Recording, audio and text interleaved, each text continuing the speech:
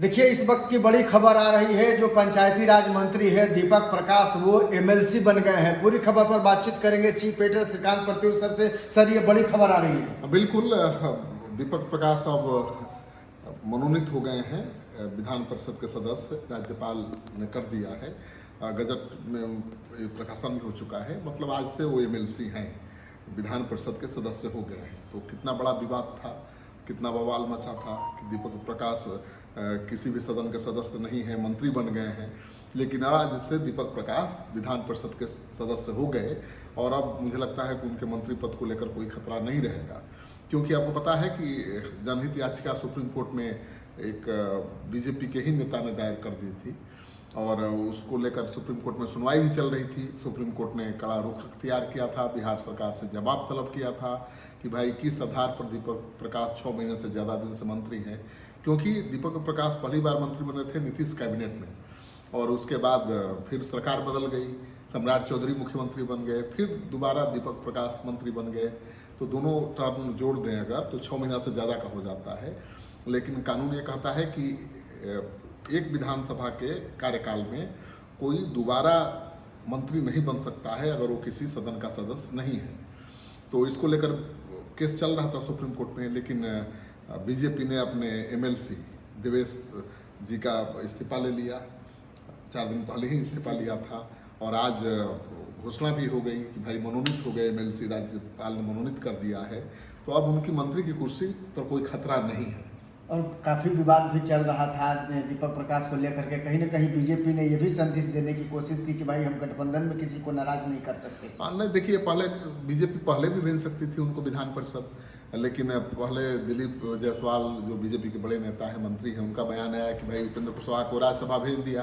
अब समीकरण बदल गया है। मतलब बीजेपी का कहना था कि भाई अब उपेंद्र कुशवाहा को राज्यसभा भेज दिया तो अब एमएलसी नहीं बनाएगी बेटे को। लेकिन सवाल ये उठ रहा था कि जब दीपक प्रकाश को एमएलसी नहीं बनाना था तो मंत्री क्यों बनाया। और उपेंद्र कुशवाहा अड़े हुए थे, इस्तीफा देने को तैयार नहीं थे दीपक प्रकाश। और आखिरकार बीजेपी को फैसला लेना पड़ा और अपने विधान परिषद के सदस्य को इस्तीफा दिलवाना पड़ा। और उसको लेकर भी सवाल उठा कि भाई दीपक प्रकाश को विधान परिषद भेजने के लिए बीजेपी ने अपने एक भूमिहार नेता का बलि ले ली।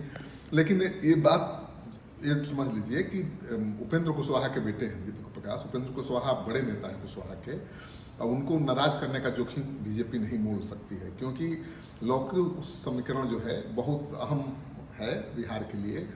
सम्राट चौधरी सीएम हैं और उपेंद्र कुशवाहा अब एनडीए के घटक दल के नेता हैं।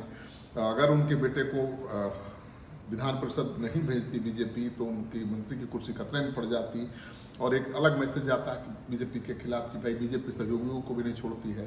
तो बीजेपी ने बांकीपुर चुनाव के बाद नतीजा आने से पहले ये बड़ा फैसला लिया और मुझे लगता है कि बहुत डैमेज कंट्रोल किया है। तो अब दीपक प्रकाश की कुर्सी पर कोई खतरा नहीं है।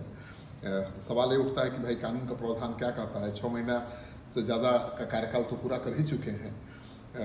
सरकारी पक्ष का दलील है कि भाई वो नीतीश कैबिनेट में मंत्री बने थे और सरकार उसके बाद बदल गई तो सम्राट चौधरी में बने हैं मंत्री दोबारा और अभी 6 महीने का कार्यकाल पूरा नहीं हुआ है। लेकिन पिटीशन में दावा किया गया है कि नहीं भाई, एक व्यक्ति बिना किसी सदन के सदस्य रहते लगातार दोबारा मंत्री नहीं बन सकता, 6 महीने से ज़्यादा मंत्री के पद पर नहीं रह सकता है। तो बीजेपी ने आनंद फानंद में अपने विधान परिषद सदस्य का इस्तीफा लिया और उसी जगह पर राज्यपाल ने दीपक प्रकाश को मनोनीत कर दिया है। तो अब उपेंद्र कुशवाहा के बेटे की कुर्सी सलामत है। और दीपक प्रकाश युवा हैं और बहुत होनहार हैं, उन्होंने बहुत काम करके दिखाया है। मुझे लगता है कि सम्राट कैबिनेट के सबसे कम उम्र के सबसे तेज तरार मंत्री हैं। तो उनकी मंत्री की कुर्सी जाती तो खराब मैसेज आता कुशवाहा समाज में। तो सम्राट चौधरी ने पहले भी आश्वासन दिया था कि आप चिंता मत करिए। उपेंद्र कुशवाहा पहले भी मिले थे, आश्वासन मिला था कि चिंता मत करिए, हमने मंत्री बनाया है तो एमएलसी भी बनाएंगे। लेकिन कोई रास्ता दिख नहीं रहा था। आखिरकार बीजेपी ने अपने ही एमएलसी को इस्तीफा दिलवाया और दीपक प्रकाश को आज एमएलसी बना दिया गया है। तो अब कोई खतरा नहीं है दीपक प्रकाश के मंत्री की कुर्सी पर। तो बिल्कुल दीपक प्रकाश को लेकर के जिस तरीके से अटकलों का बाजार चल रहा था, अब उस पर कहीं ना कहीं विराम लग गया है। दीपक प्रकाश को अब एमएलसी बना दिया गया और अब कहीं ना कहीं उनकी जो मंत्री की जो कुर्सी है वो अब खतरे से कहीं ना कहीं बाहर हो गई है। अब उनकी कुर्सी सुरक्षित हो गई है। हालांकि अब जिस तरीके से ये सब कुछ हुआ उसको लेकर के चर्चाओं का बाजार फिलहाल जरूर गर्म है। अब आगे देखने वाली बात होगी कि क्या कुछ निकल करके सामने आता है। आप क्या सोचते हैं इसको लेकर के कॉमेंट जरूर कीजिएगा और इसे ज़्यादा से ज़्यादा शेयर और लाइक भी कर दीजिएगा। धन्यवाद।